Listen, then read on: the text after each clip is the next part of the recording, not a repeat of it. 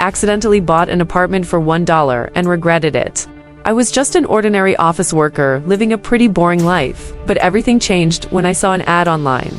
Apartment for sale in the city center for $1. No joke, of course. I thought it was a scam, but curiosity got the best of me, and I messaged the seller. He replied instantly, "If you're ready to sign the paperwork today, the apartment is yours." I went to the address. It was an old but decent-looking apartment building. An elderly man met me at the entrance, looking way too happy like I had just saved him from something terrible. "Just sign here."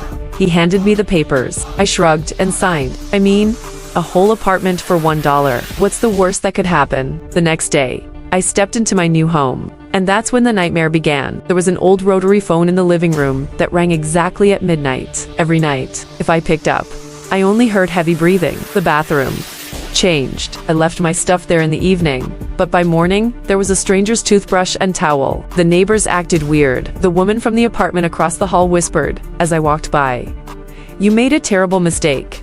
I was unsettled. But the real horror started on the third night. At midnight, the phone rang again. I ignored it. And then, someone knocked on my door. Slow, deliberate. Knock. I froze. I looked through the peephole.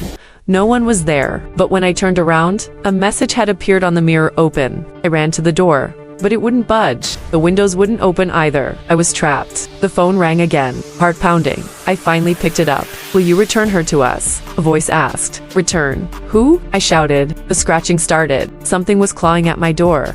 From the inside, I don't remember how I got out. But the next morning, I was already looking for a buyer for $1. And guess what? Someone bought it right away.